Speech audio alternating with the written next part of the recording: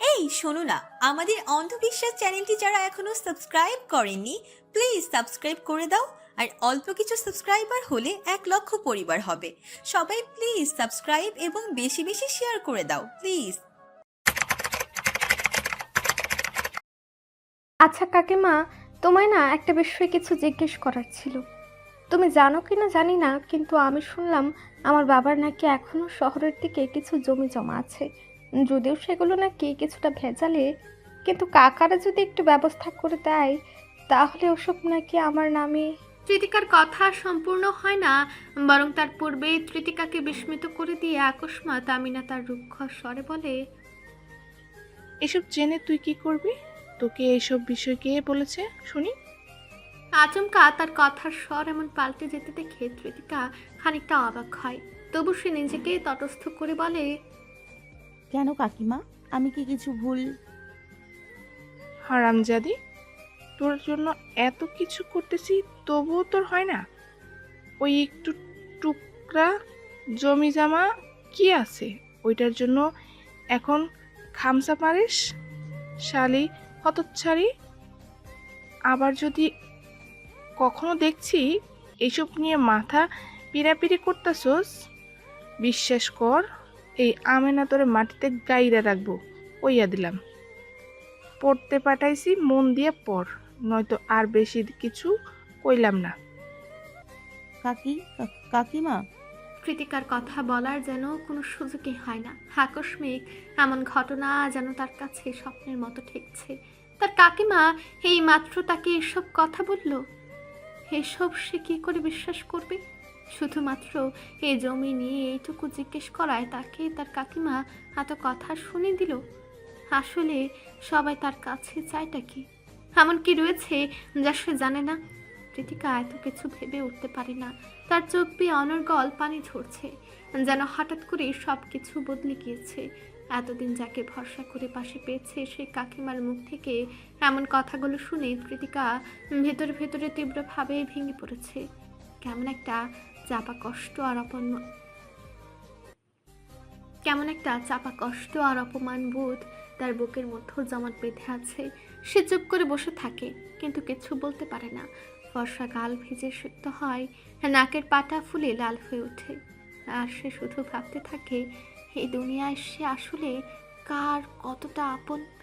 এমন কেউ কি আছে যে সত্যি সত্যি শুধুমাত্র তারই হবে? সব সময় সর্বক্ষেত্রে তার ভেতরটাকে বুঝবে, তাকে বিনা স্বার্থে ভালোবাসবে। আর এখনো এমন কি কি অজানা রয়েছে যা সে এখনো জানে না। বাতাস থমথমে হয়ে ওঠে। ঘরের নিস্তব্ধতার ভিতর শুধু তৃতিকার নিঃশব্দ কান্না আর একরাশ প্রশ্ন ছড়িয়ে থাকে, যা সর্বদার ন্যায় উত্তরহীন। সারা রাত নির্ঘুম কাটিয়ে আজ অনেকটা বেলা হয়ে গিয়েছে। গত কয়েকদিন হতে তৃতিকার চোখে ঘুম নেই। সে রাতের ঘটনার পর তার কাকিমার সাথে তার আর কোনো যোগাযোগ হয়নি। নিজে থেকেই কয়েকবার ফোন করেও সাড়া পায়নি। এমনিতেই মন মেজাজ সব কেমন যেন বিগড়ে রয়েছে। এদিকে দেখতে দেখতে শেষমেশ মাস ফুরিয়ে নতুন মাসের 1 তারিখও চলে এসেছে, অথচ তৃতিকার সেদিকে তেমন খেয়াল নেই। এতদিন মন খারাপের সাথে ছিল তার কাকিমা, অথচ সে নিজে এখন তৃতিকাকে কষ্ট দিচ্ছে। তার সাথে কথা বলতে না পারার কষ্টটাই তৃতিকার সবচেয়ে বড় কষ্ট। এসব চিন্তা ভাবনা মাথা থেকে সরিয়ে তৃতিকা অফিসের জন্য তৈরি হতে শুরু করে। সেদিন রফিক সাহেব ভালো করে বলে দিয়েছিলেন যেন সকাল সকাল অফিসে আসে, অথচ আজ প্রথম দিনেই তার দেরি হবার সম্ভাবনা। আর মাঝে যদি ট্রাফিক জ্যামে আটকে পড়ে, তবে আর আজ রক্ষা পায় কি করে? কৃতিকা একটু সময় নষ্ট না করে ব্যাগে কিছু টাকা নিয়ে অফিসের উদ্দেশ্যে রওনা দেয়। এবার অবশ্য পুরো রাস্তা হেঁটে যাবার মতো সিদ্ধান্ত সে নিল না। হাতে টাকা পয়সা বেশ ভালোই আছে। যথারীতি সে যাবার জন্য একটা রিক্সা ভাড়া করলো। অফিসে আসা মাত্রই আবারও রফিক সাহেবের সাথে তার দেখা।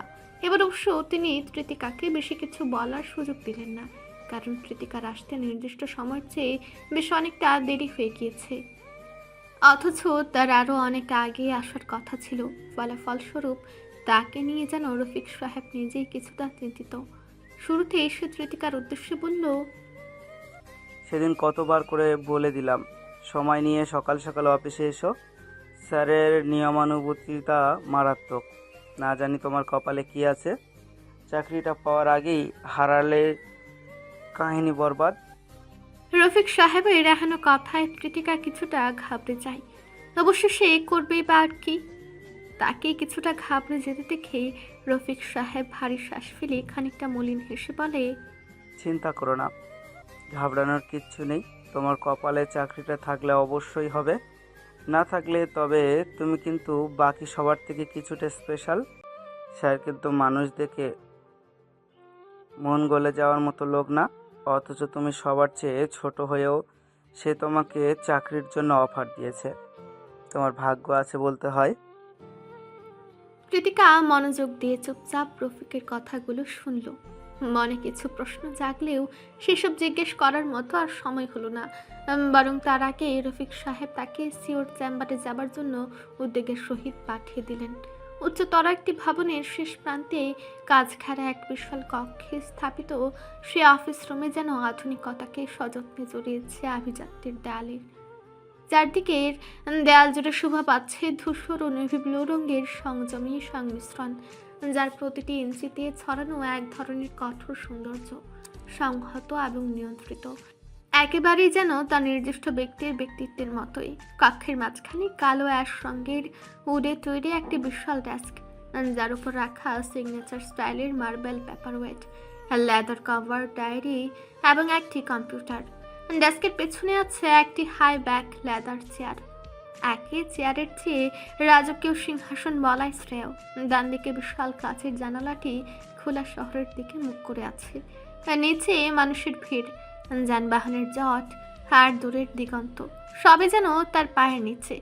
ছাড়া মিনিমাল সোফা সেট ও সেন্টার টেবিল ব্যবসায়িক অতিথিদের জন্য সংরক্ষিত। টেবিলের উপর কিছু ম্যাগাজিনের স্তূপ এবং তার পাশে রাখা এক বোতল ভিন্টেজ স্কচ আর দুটি ক্রিস্টাল গ্লাস।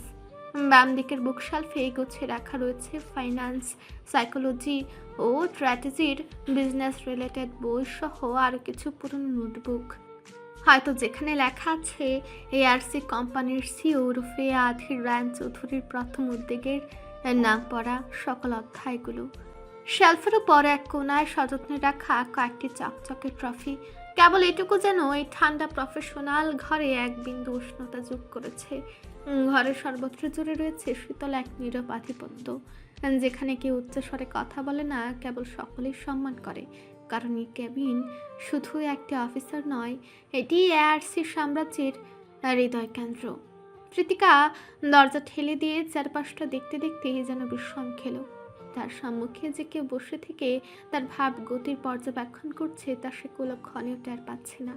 প্রায় অনেকটা সময় পর কারো গলা খাকানোর শব্দে কৃতিকার ধ্যান ভাঙে। তৎক্ষণাৎ সামনের দিকে তাকাতে নজরে পড়ে গম্ভীর অভিব্যক্তির শ্রী আধির রায়ন চৌধুরীকে। হাই ব্যাক চেয়ারে পায়ের উপর পা তুলে করা দৃষ্টিতে তার দিকে তাকিয়ে। আর আধির রায়নের এমন চাহনিতেই কৃতিকার চোখ মুখ চুপসে গিয়ে গলা শুকে গেল। এ যেন চাহনি নয়, বরং নিঃশব্দে কাউকে গেলে খেয়ে ফেলার বার্তা আভাস। কৃতিকা কি করবে না করবে কিছু বুঝে ওঠার পূর্বে আচমকা সে দেখতে পায় আধির রায়ন তার গম্ভীর দৃষ্টি নিচে নামিয়ে নিয়েছে। তার নজর এখন কিছু ফাইলের দিকে। এদিকে কৃতিকা নিজেকে দ্রুত সামলে নিয়ে ভাবতে লাগে এই মুহূর্তে তার ঠিক কী করা উচিত। কৃতিকা খেয়াল করে দেখে সে এখনো দরজার কাছেই দাঁড়িয়ে, আর সে এক মারাত্মক আহম্মকের মতো দরজা খুলে ভেতরে আসার পারমিশন না চেয়ে রুমে প্রবেশ করে ফেলে। এমন অবস্থায় সে আরো বেশি ঘাবড়ে যায়, তবু নিজেকে যথাসাধ্য চেষ্টায় সামনে নিয়ে ইতস্তত স্বরে আওড়ায়, স্যার আসবো? ভেতরে যখন চলে এসেছেন তবে কিসের পারমিশন চাইছেন? এমন শীতল গম্ভীর কণ্ঠে কৃতিকা আকস্মাৎ চমকে উঠল। আধির রায়ান এখনো তার দিকে মুখ তুলে তাকায়নি, বরং সে না তাকে কৃতিকাকে হেন কথা বলে দেয়। এদিকে কৃতিকা সাহস করে চুপচাপ তার দিকে এগিয়ে যায়, আর এই মাঝে ভিজিটর চেয়ারের সামনে সে চুপটি করে দাঁড়ায়। তৎক্ষণাৎ আধির রায়ান ওরফে গম্ভীর মুখ লোকটি বলে ওঠে, প্লিজ সিট ডাউন। আধিরের কথায় কৃতিকা মুখ তুলে এক পলক তাকে দেখে নেয়। পরক্ষণই আলতোভাবে ভারী শ্বাস ফেলে চুপচাপ চেয়ার টেনে গুটে সুটে হয়ে বসে পড়ে। কৃতিকা বসা মাত্রই আধির রায়ান মাথা উঁচিয়ে তার দিকে তাকায়। নিমিষে কৃতিকা কিঞ্চিত ঢুক গিলিয়ে মাথা নিচু করে। So you are late on your first day? Kritika মাথা তুলে আধিরের দিকে তাকায়। গম্ভীর তীক্ষ্ণ এক চাহনি তার দিকে নিক্ষিপ্ত। আধিরের এই কথার উত্তরে কৃতিকার কি বলা উচিত বুঝতে পারল না। সে শুধু ধীর স্বরে আওড়ায়, সরি স্যার, আর কখনো দেরি হবে না। কৃতিকার কথায় আধির রায়ান কিঞ্চিত বাঁকা রুক্ষ হাসে। সে হাসিতে কৃতিকা খানিকটা ঘাবড়ে যায়। মন বলছে আজই তার এই অফিস থেকে বিদায় হয়ে যাবে। এরই মাঝে আধির তার উদ্দেশ্যে বলে, মিস তৃতিকা, দেরি করা এক জিনিস আর দেরি করে এসে পারমিশন না নিয়েই সরাসরি রুমে প্রবেশ করা তা একেবারেই ভদ্রতার মধ্যে পড়ে না। আধুরীর কণ্ঠে রাগ কিংবা ক্ষোভ নেই, কিন্তু রুক্ষতার স্বরে এক ধরনের শীতল তাচ্ছিল্য জড়িয়ে আছে, যেন প্রতিটি শব্দ ছুরি হয়ে এসে কৃতিকার আত্মবিশ্বাসে ঘা দিচ্ছে। কৃতিকা আবার একবার মুখ নিচু করে, চোখের পলকে নিজের অস্থিরতা ঢাকার ব্যর্থ চেষ্টা, অথচ গলার স্বর এখনো কাঁপছে। সে ধীরে ধীরে বলে, আমি সত্যি খুব নার্ভাস ছিলাম স্যার। আপনার সময় নষ্ট করার জন্য দুঃখিত। আধের এবার তার আঙ্গুলের ডগায় রাখা কলমটা হাতে তুলে নেয়। তারপর তা ব্যালেন্স করে একবার ঘুরিয়ে আবারও নামিয়ে রাখে। এরপর হঠাৎ বলে ওঠে, নার্ভাস? এই তো শুরু। আপনি কি জানেন না, নার্ভাসনেস এখানে একটা বিলাসিতা মাত্র। আমাদের এই ফ্লোরে যেখানে প্রতিটি সেকেন্ড মানে লক্ষ টাকার প্রজেক্ট, সেখানে আপনি 1 মিনিটও হারানোর সুযোগ পাবেন না, বিশেষ করে আপনার মতো নতুনদের জন্য। এখানে নার্ভাস শব্দের কোনো জায়গা নেই। পরের বার নার্ভাস থাকলে আগে গায়ে পানি দিয়ে আসবেন। এটা অফিস, স্কুল নয়। আর এখানে কাউকে সরি বলে রক্ষা পাওয়া যায় না। সময়, ভদ্রতা আর প্রফেশনালিজম, এই 3টি জিনিসে কারোর জন্য কোনো ছাড় নেই। একসাথে এত কিছু শুনে কৃতিকা সম্পূর্ণ হতভম্ব। এবার যেন সে জবাব দিতে গিয়ে হুচট খায়, কিন্তু পরক্ষণেই নিজেকে গুছিয়ে নিয়ে বলে, আমি বুঝতে পারছি স্যার। আমি প্রতিশ্রুতি দিচ্ছি, আমি আমার সর্বোচ্চটা দিব। আধের এবার এক দৃষ্টি তার দিকে তাকিয়ে থাকে, চোখ জোড়া যেন এক্সরের নাই। চোখ দিয়ে মানুষকে ভ্যাদ করে তার মেরুদণ্ড অবধি পড়ে ফেলতে পারে। আধির রায়ান এক দৃষ্টিতে কৃতিকার দিকে কিছুক্ষণ তাকিয়ে থাকার পর হঠাৎ করে চেয়ার থেকে হেলান দিয়ে একটু পিছনে যায় এবং আবারও গাম্ভীর্যের সহিত বলে ওঠে, গুড। আমি অতিরিক্ত কথা পছন্দ করি না মিস তৃতিকা। কাজ দেখলেই বুঝতে পারবো আপনি এখানে থাকার উপযুক্ত কিনা। এই বলে আধির খানিকটা সময়ের জন্য থেমে যায় এবং পরক্ষণে এক মুহূর্ত থেমে আবার বলে ওঠে, প্রেজেন্টেশন রুমে যান। 20 মিনিটের মধ্যে প্রথম ক্লায়েন্টের ব্রিফিং শুরু হবে। আপনি ওখানেই থাকবেন, শুনবেন এবং নোট নেবেন। দেখা যাক আপনি কতটা শিখতে আগ্রহী। কৃতিকা সোজা হয়ে বসে পড়ে। তার চোখে তখন ভয় আর কৌতূহলের মিশ্র প্রতিচ্ছবি। Yes sir. সে এইটুকু বলে থমকায় এবং ধীরে ধীরে চেয়ার থেকে উঠে দাঁড়ায়। আধির রায়ান আর কিছু না বলে ফাইলের দিকে চোখ ফেরায়, যেন কৃতিকা এখন কেবল এক টুকরো বাতাস, যা রুমে এসেছিল এবং চলে যাবে। তবে এরই মাঝে হঠাৎ আধির পেছন হতে কৃতিকার উদ্দেশ্যে বলে, মিস তৃতিকা। কৃতিকা বের হতে নিয়েছিল, তবে আচমকা আধিরের কথা শোনা মাত্রই সে উল্টো ঘুরে পেছনের ফিরে তাকায়। তখনই দেখতে পায় আধির পায়ের উপর পা তুলে ফাইলের উপর থেকে নজর সরিয়ে তার দিকে তাকিয়েছে। কৃতিকা কিছুটা ইতস্তত স্বরে বলতে চায়, স্যার আরও কিছু বলবেন? কৃতিকার কথা পুরোপুরি শেষ হয় না, বরং তার পূর্বে আধির রায়ান তার গম্ভীর কণ্ঠে কৃতিকার দিকে তীক্ষ্ণতার সহিত প্রশ্ন ছুড়ে বলে, আপনার হোম টাউন কোথায়? আচমকা এহেন কথা শুনে কৃতিকা আকস্মাৎ ভরকে যায়, যেন এমন পরিস্থিতিতে এহেন প্রশ্ন একদমই বেমানান। সে নিজেকে তটস্থ করতে আধির রায়ানের উদ্দেশ্যে বলে, জি স্যার। আপনার হোম টাউন কোথায়? আবারও সে একই স্বরে তীক্ষ্ণ গম্ভীর প্রশ্ন। কৃতিকা আড়ালে খানিকটা ভারী শ্বাস ফেলে বলে, না, নারায়ণগঞ্জ। কৃতিকার কথায় আধিরের কপালে কিঞ্চিত ভাঁজ পড়ে। সে তৎক্ষণাৎ খানিকটা সন্দিহান স্বরে আওড়ায়, নারায়ণগঞ্জ। জি স্যার। আধির কপাল কুঁচকে এক দৃষ্টিতে কৃতিকার দিকে তাকিয়ে থাকে, যেন কিছু একটা তার মন মতো হয়নি। এখানে যেন বিশেষ এক কিন্তু রয়ে গিয়েছে। কৃতিকার সিভিতেও সে নারায়ণগঞ্জের ঠিকানা দেখেছিল, কিন্তু এটা যেন তার চিন্তা ভাবনার সাথে সামঞ্জস্যভাবে ঠিক খাপ খাচ্ছে না। ওদিকে কৃতিকা যেন কিছুই বুঝতে পারছে না এখানে আদতে হচ্ছেটা কি।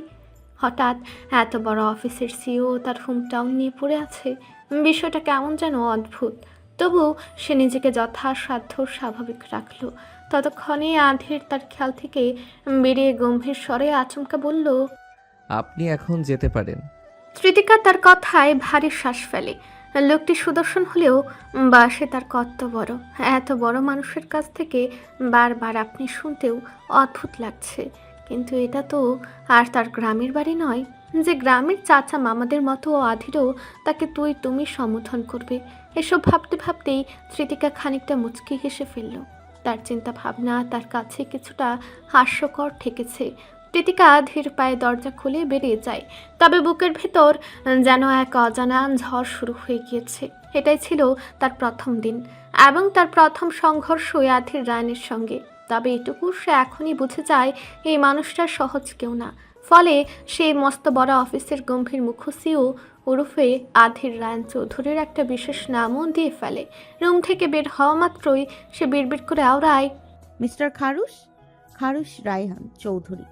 এই বলে সে নিস্পৃহে হেসে ফেলে। আর তার এই হাসি রুমের ভেতর থেকে সিসিটিভির স্ক্রিনের দিকে তাকিয়ে একজোড়া চোখ দেখতে দেখতে কপাল কুঁচকে ফেলে। আধির কৃতিকার বলা কথাগুলো না শুনলেও স্ক্রিনে তাকিয়ে কৃতিকাকে দেখতে দেখতেই আচমকা তার হাসিতে সে অবাক হয়। এই মেয়েটা তার কাছে বেশ অদ্ভুত। কেননা সামান্য ভার্সিটি পড়ুয়া মেয়েকে তো আর সে এমনি এমনি এই অফিসে জব দেওয়ার জন্য সিলেক্ট করেনি। আর পেছনে অবশ্যই কিছু কারণ রয়েছে, যা সম্পূর্ণ স্পষ্ট না হলেও কিছুটা রহস্যজনক। আর এই অফিস হলো কৃতিকার চেনা জগতের বাইরে কোনো এক শীতল রুক্ষ গ্রহ, যেখানে এই অফিসের বস হলো তার চেয়েও বেশি রহস্যজনক, যে রহস্যের সমাধান কেবলমাত্র সময়ের প্রতীক্ষাতেই জানা সম্ভব। কৃতিকা তার কাজ ঘেরা রুমে ডেস্কে বসে বসে নিজের কাজ করছে। সে মূলত পার্ট টাইম জব করতে এসেছে, কেননা সকালে ভার্সিটি আর দুপুরের পর থেকে অফিসে কাজ না করলে ঢাকা এসে পড়াশোনা করার স্বপ্ন পুরোটাই বৃথা যাবে। তবে আজ হয়তো পুরো দিনটাই তার অফিসেই কেটে যাবে। প্রথম দিনে যে এতগুলো কাজ এসে কপালে জুটবে তা হয়তো সে কল্পনাতেও ভাবেনি। কৃতিকা তার কাজে বেশ মনোযোগী। অফিসের সিও আর চৌধুরীর কেবিনের প্রায় পাশেই তাকে তার নির্দিষ্ট ডেস্ক দেওয়া হয়েছে, যা সিও তথা আধির রায়ন চৌধুরীর কাজ করা রুম থেকে একদমই দৃশ্যমান। যদিও আধিরের রুমের গ্লাসগুলো রিফ্লেক্টিভ হওয়ায় শুধু আধিরেই বাহিরের সব কিছু দেখতে পারে, কিন্তু বাহিরের কারো পক্ষেই তার রুমের ভেতরের কার্যক্রম বা কোনো কিছুই দেখা সম্ভব না। কৃতিকার পাশে তার সহকর্মী হিসেবে আরও একটি নতুন মেয়ে রয়েছে। মেয়েটির নাম যারা। যদিও সে কৃতিকার চেয়ে বয়সে কিছুটা বড়, কিন্তু মেয়েটির হাবভাব খানিক অদ্ভুত। প্রথম পরিচয় আলাপে সে তার বিশেষ কোনো কিছুই আন্দাজ করতে পারেনি। মেয়েটি কখনো গম্ভীর খিটখিটে মেজাজের, আবার মনে হয় হয়তো স্বাভাবিকই। দুজনেই পাশাপাশি বসে ভালো নিজেদের কাজে মনোযোগী হয়েছে। তবে মাঝে মধ্যেও কাজের ফাঁকে ফাঁকে সে যারা নামক মেয়েটিকে আর চোখে দেখছে। যদিও টুকটাক কথা বলার ইচ্ছে তার রয়েছে, কিন্তু মেয়েটি অত্যাধিক পরিমাণে গম্ভীর হওয়ায় সে আর এই সাহস পাচ্ছে না। এরই মাঝে আচমকা যারার ফোনের একটা কল আসে।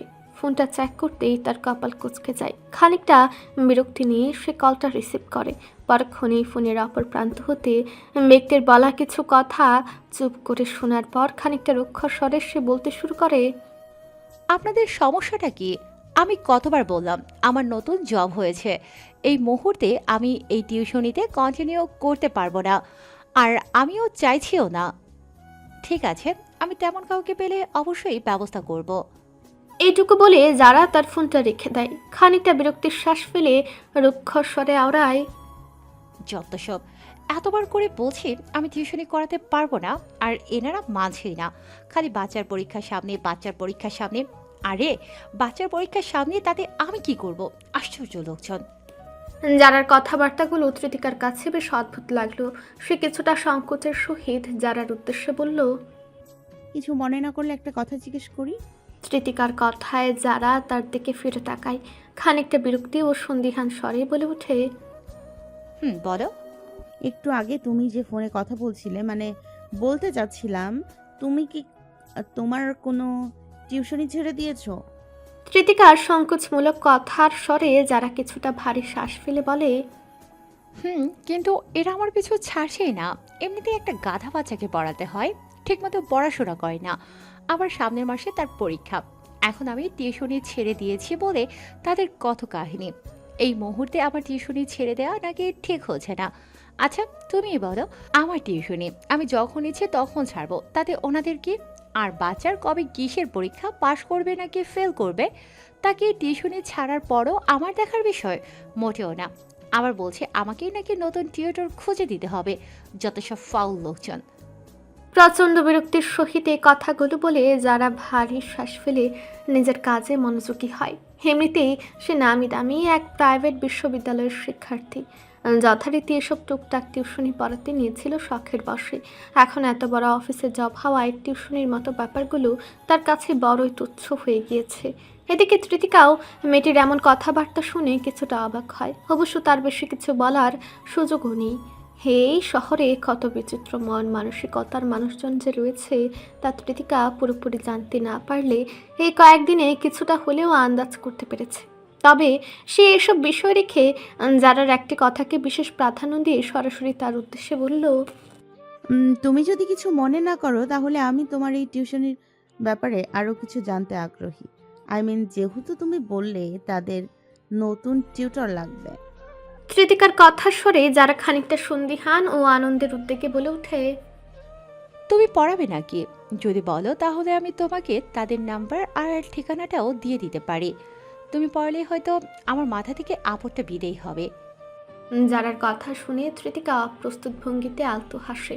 পরক্ষণে যারার কাছ থেকে টিউশনির ঠিকানা ও ফোন নাম্বারটা জেনে নিয়ে কিছুটা খুশি মনে ভারী শ্বাস ফেলে। শুক্রবার ব্যতীত প্রতিদিন অফিস শেষে সন্ধ্যা বিকেলের দিকে একটা ক্লাস 3 পড়ুয়া বাচ্চাকে পড়াতে হবে এবং বিনিময়ে এই টিউশনির জন্য পাবে 6,000 টাকা।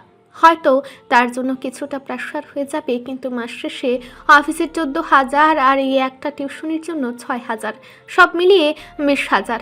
এটা তার জন্য অনেক বড় কিছু। তৃতিকার ধ্যানে মগ্ন হয়ে ভাবনা চিন্তার মাঝেই একজোড়া চোখ তীক্ষ্ণ দৃষ্টিতে তার দিকে তাকায়। অফিসের বস তথা আধের রায়ান তার কাজ খারাপ বিশাল রুম হতে তির্যক চাহনিতে তার দিকে তাকিয়ে তাকে পর্যবেক্ষণ করছে। কিছু তো একটা অদ্ভুত বিষয় রয়েছে এই মেয়েটার মাঝে, কিন্তু সে ঠিক হিসেবটা মেলাতে পারছে না। না, কিছু একটা তাকে করতে হবে, আর সেটা খুব শীঘ্রই। এই ভেবেই আধের দীর্ঘশ্বাস ফেলে। তৃতিকার দিক থেকে নজর সরে নেয়, অথচ রিফ্লেক্টিভ গ্লাস হাওয়ায় তৃতিকা কিংবা অন্য কেউই আধেরের কোনো কার্যক্রমে দেখতে পায় না। আজ সারাটা দিন অফিসে খাটাখাটনির পর অবশেষে বিকেলের শেষ প্রান্তে তৃতিকা অফিস থেকে মুক্তি পায় এবং আগামীর জন্য কোনো প্রকার দেরি না করে সোজাসুজি যারার দেওয়া ঠিকানার উদ্দেশ্যে রওনা দেয়। কেননা অফিস শেষ হতেই সে তার কাঙ্ক্ষিত টিউশনির জন্য নির্দিষ্ট নাম্বারে কল করে, তার বিষয়টা জানায় এবং গার্ডিয়ানও অত্যন্ত বিনয়ী ও আনন্দের সহিত তাকে তাদের বাড়ির ঠিকানায় যেতে বলে। তাই তৃতিকা কোনো দেরি না করে সে ঠিকানায় গিয়ে পৌঁছায়। অফিস থেকে কাছে হলেও জায়গাটা তার বাড়ি হতে বেশ দূরে। এদিকে সারাদিন না খেয়ে দিয়ে শরীরটা আবারও ঝিমঝিম করছে। আগে জানলে হয়তো বাড়ি থেকে খাবারের ব্যবস্থা করে আনতো, কিন্তু আজ আর তা হয়নি। আবার ক্যান্টিন থেকে কিছু খাওয়ার মতো সুযোগ হয়নি। ফলস্বরূপ পেটে ক্ষুধা নিয়ে সে তার গন্তব্যে পৌঁছলো। বিশাল এক প্রাসাদ সমতুল্য বাড়ি। বাড়ির চারপাশে বিশাল ইট পাথরের দেওয়াল, সম্মুখে সোনালি রঙা বিশাল এক গেট, তার সামনে কয়েকজন নীল রঙের পোশাক পরিধানরত গার্ড দাঁড়িয়ে। আর এমন একটা বাড়িতেই নাকি তার টিউশনি করাতে হবে। তৃতিকা বাড়ির সামনে দাঁড়িয়ে কিছুটা দ্বিধাদ্বন্দ্বে পড়ে গেল। এটা কি তার কাঙ্ক্ষিত ঠিকানা, নাকি আসতে কোনো ভুল হয়েছে? সে গেটের দিকে এগিয়ে যেতে দেখে গেটের একপাশে কালো রঙের টেমপ্লেটে সোনালি কালিতে বড় করে লেখা চৌধুরী ম্যানশন। এদিকে কোনো এক অপরিচিতকে বাড়ির সামনে ঘুরঘুর করতে দেখে গার্ডরা তাকে সন্দেহের বশত তার পরিচয় জিজ্ঞেস করলে তৃতিকা সরল মনে নিজের পরিচয় দেয় এবং গার্ডদের পারমিশন নিয়ে বাড়ির ভেতরে প্রবেশ করে। বাড়ির সদর দরজায় আসতেই এক বৃদ্ধ নারীকে দেখে তৃতিকা খানিকটা থমকায়। বৃদ্ধার বেশভূষায় স্পষ্ট আভিজাত্যের ছাপ, হাত গলা ভর্তি সোনার গহনা, হাতে দুটো মোটা বালা, গলায় মোটা একটা চেইন। দেখে মনে হচ্ছে তিনি এই বাড়ির এক গুরুত্বপূর্ণ সদস্য। ওদিকে সাদা পোশাকে মোড়ানো মধ্যবয়স্ক বৃদ্ধা নারীটি তাকে দেখে এগিয়ে এলো এবং এসেই জিজ্ঞাসার স্বরে বলল, এই যে মেয়ে, কে তুমি? তোমাকে ভেতরে আসতে দিয়েছে অথচ আমি তো তোমায় চিনতে পারছি না। নারীটির কথাগুলো যথেষ্ট নমনীয়, তবে কণ্ঠে জানার তীব্র আগ্রহ। তৃতিকা কিছুটা ঘাবড়ে গেলেও নিজেকে যথাসাধ্য স্বাভাবিক রেখে বলে ওঠে, আসসালামু আলাইকুম। টিউশনির জন্য আমাকে এই ঠিকানায় আসতে বলা হয়েছিল, এই জন্যই। তৃতিকার কথা শেষ হতে না হতেই বৃদ্ধা নারী বিস্মৃত হেসে বলে উঠল, ওয়ালাইকুম আসসালাম। ওয়ালাইকুম আসসালাম। মাস্টারি পড়াবে তাহলে ওখানে দাঁড়িয়ে কেন? ভেতরে আসো দ্রুত। হঠাৎ তার চোখে মুখে এত উচ্ছ্বাস দেখে তৃতিকা কিছুটা অবাক হলো। বিষয়টা কেমন যেন তার বোধগম্য নয়। এরই মধ্যে নারীটি কাউকে জোর স্বরে ডাকতে লাগলো। ঈশানী, এই ঈশা, এদিকে আয় তো। ইয়াস আব্বার জন্য নতুন মাস্টার ডেকেছি। এই দেখ, নতুন ম্যাডাম আসছে। বৃদ্ধা নারীটির কথা শুনে একটা অল্প মধ্যবয়স্ক নারী সিঁড়ি বেয়ে নিচে নেমে এলো। পরনে সাধারণের মাঝেও আভিজাত্যে খাড়া বেগুনি রঙের শাড়ি, ফর্সা গোলগাল চেহারা, চুলগুলো খোপা করা, সব মিলিয়ে নান্দনিক এক সাজসজ্জা। সে অল্প বয়সী নারীটি তৃতীকাকে দেখে হাস্যোজ্জ্বল অভিব্যক্তিতে সামনে এসে দাঁড়িয়ে বলে, তুমি কি সে ফোন করেছিল যে? তৃতিকা খানিকটা ইতস্তত স্বরেই বলে, জি, আমি তৃতিকা। বাহ, বেশ মিষ্টি না? ঈশানের কথা শুনে পাশ থেকে বৃদ্ধা নারীটি আওড়ায়, তিতিকা, মাইয়ার নামটাও যেমন, মাইয়া দেখতেও তেমন। মাশাল্লাহ মাশাল্লাহ। টিউশনির খুঁজে শুরুতে এমন একটা জায়গায় চলে আসা, অতঃপর স্টুডেন্টের গার্ডিয়ান থেকে এমন সব মন্তব্য, সব কিছুই যেন তৃতিকাকে কিছুটা অস্বস্তিতে ফেলে দিচ্ছে। তৃতিকা আলতোভাবে ইতস্তত ভঙ্গিতে মুচকি হাসে। ওদিকে সে কিছু বলার আগেই ঈশানী আবারও তাকে টেনে নিয়ে গিয়ে সোফায় বসে দেয় এবং কিছু সার্ভেন্টকে ডেকে নানান নাস্তা পানির ব্যবস্থা করে। এই দুজন ব্যক্তির এমন কার্যক্রমে তৃতিকা সম্পূর্ণ হতভম্ব। তার এখন পর্যন্ত সেভাবে কিছু বলার সুযোগই যেন হলো না, শুধু চুপচাপ বসে বসে দুজনের কার্যক্রম দেখে যাচ্ছে। তুমি কি ঢাকায় একাই থাকো? তোমার বাবা মা কিংবা অন্য কেউ? বৃদ্ধা নারী অর্থাৎ হাফসা বেগমের কৌতূহল সম্পূর্ণ কথার স্বরে তৃতিকা কিছুটা মলিনতার সহিত এই জবাব দেয়। আমার বাবা মা বেঁচে নেই। তৃতিকার এইটুকু কথাতেই দুজনের সম্পূর্ণ থমকে যায়। এত সুন্দর নমনীয় এক মেয়েটি কিনা সম্পূর্ণ এতিম, ভাবতেই তাদের মাঝে এক অসহায় বোধ কাজ করছে। এবার ঈশানীও কিছুটা মলিন হেসে আওড়ায়, সরি, আমাদের হয়তো উচিত হয়নি তোমাকে এসব জিজ্ঞেস করা, কিন্তু বিশ্বাস করো, তুমি ভারী মিষ্টি একটা মেয়ে। তোমার সাথে বিধাতা যখন এমন করেছে, দেখবে আগামীতে তোমার জন্য তিনি অনেক ভালো কিছু রেখে দিয়েছেন। কখনো হাল ছেড়ো না, খোদার প্রতি ভরসা রেখে সৎ মনে কাজ করে যাবে। দেখবে তুমি একদিন সফল হবে। তোমার জন্য আমাদের অনেক অনেক দোয়া রইল। এরই মাঝে আবার হাফসা বেগম একে একে তার পরিচয় সম্পর্কে যত কিছু জানা যায় সবই সহজ সরল মনে জেনে নেয়। কখনো তার গ্রাম পরিচয়, কিংবা কখনো তার বাবা মা সম্পর্কে। আবারও বাবা মায়ের সম্পর্কে জানতে গিয়ে হাফসা ও ঈশানী দুজনেরই মনও খারাপ হয়। তবে তৃতিকাও তেমন সংকোচ বোধ করে না। দুজনকেই তার বেশ মিশুক মনে হয়েছে।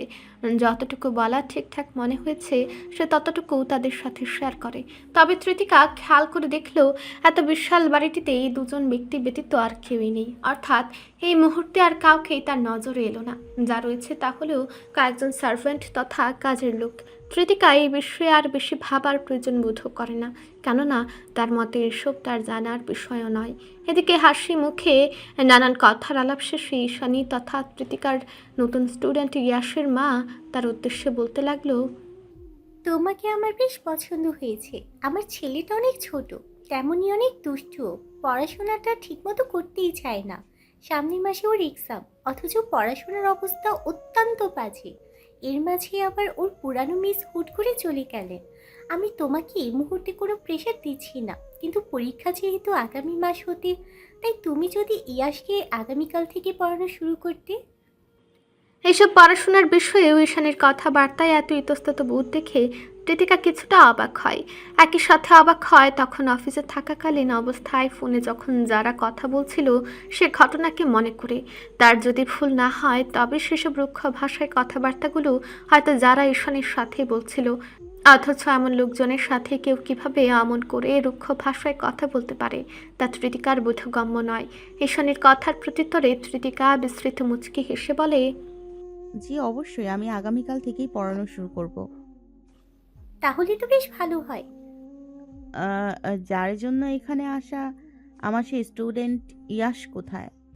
তৃতিকার কথা ঈশানী হেসে ফেলে। ওদিকে আবার বৃদ্ধা নারীটি তথা হাফসা বেগম বলে ওঠে, আচ্ছা ইয়াস আব্বা কি এখনো ঘুমাচ্ছে? ঈশানী হ্যাঁ সূচক স্বরে বলে, ওকে আর তাহলে না ডাকি, অসময়ে উঠলেই আবার দুষ্টুমি শুরু করবে। কৃতিকাও বিস্তৃত হেসে বলে, আচ্ছা ঠিক আছে, কালই না হয় ওর সাথে পরিচয় আলাপ করে নিব। টুকটাক আরও কিছু কথাবার্তার পর তাদের কথোপকথন শেষ হয়। এদিকে প্রায় সন্ধ্যা নেমে আসছে।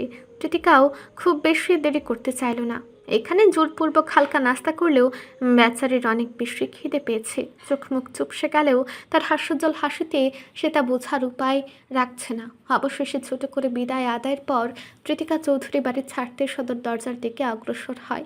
তবে এরই মাঝে আবার আচমকা পেছন থেকে ঈশানীর ফোনে বলা কথোপকথন শুনতে পেয়ে তার পা জোড়া কিঞ্চিত সময়ের জন্য থেমে যায়। কৃতিকার বিদায়ের মুহূর্তেই হঠাৎ এক পরিচিত ব্যক্তির নম্বর হতে ঈশানীর ফোনে কল এলে সে প্রচণ্ড হাসি মুখে উচ্ছ্বাসের সহিত কথা বলতে শুরু করে এবং একটা পর্যায়ে সে বলে ওঠে, আহ অধীর, কখন বাড়ি আসবে তা বলো, আমি অত কিছু জানি না। ইয়াস ঘুম থেকে উঠলেই তোমার জন্য পাগলামি শুরু করবে। আচমকা এই আধির নামটায় কৃতিকার থমকে দাঁড়ানোর কারণ সে কিছুক্ষণের জন্য দাঁড়ালেও পরক্ষণে আবার পেছনে না ফিরেই বাড়ির সীমানা ত্যাগ করে এবং যেতে যেতে মনে মনে তাচ্ছিল্যের সহিত বিড়বিড়িয়ে আওড়ায়, এই মিস্টার খরচ দেখি সব জায়গায় রয়েছে, কি আশ্চর্য। কৃতিকা এই বলেই হেসে ফেলে। নিমেষে দৃশ্যমান হয় তার চকচকে গ্যাজ দাঁত। এছাড়া সে ঈশানীর কথোপকথনে ভেবে নিয়েছে এই আধির হয়তো ঈশানীর স্বামী অর্থাৎ ইয়াসের বাবা। আর এ সকল ভাবনার মাঝে সে অত্যাধিক খিদের দরুন মলিন হেসে একটা রিক্সা নিয়ে তার বাড়ির উদ্দেশ্যে রওনা দেয়। এখন গিয়েই চুলের রান্না বসিয়ে খেয়ে দিয়ে পড়তে বসতে হবে, কেননা এই বয়সে এইটুকু পরিশ্রম না করলে কি আর তার ভবিষ্যৎ সাফল্যের আলোয় উজ্জ্বল হবে। ভার্সিটির ক্লাস শেষে চুপচাপ অফিসের উদ্দেশ্যে রওনা হয়েছে কৃতিকা। মধ্য দুপুরের তীক্ষ্ণ তাপ, অসহনীয় গরম সব মিলিয়ে ভীষণ ক্লান্ত সে। মন মেজাজটাও আজ তেমন ভালো নেই। আজ ভার্সিটিতে গিয়ে যে একে একে এত কিছুর সম্মুখীন হতে হবে তা মোটেও আশা করেনি সে। আজ ক্লাস শুরুর দিকের ঘটনা। অন্যান্য দিনের তুলনায় আজ দেরি করে ভার্সিটিতে পৌঁছাতে দেখে ক্লাস শুরু হয়ে গিয়েছে। এরপর স্যারের কিছু কড়া কথা শোনার পর তার ক্লাসে প্রবেশের অনুমতি দেওয়া হয়। অতঃপর দীর্ঘ সময়ের কয়েকটা ক্লাস শেষে নতুন এক ঝামেলা। টিফিন টাইমে ভার্সিটির মাঠে গিয়ে গাছের নিচে বসেছিল। এমন সময় হঠাৎ কিছু সিনিয়রদের উৎপত্তি হয় তার সামনে।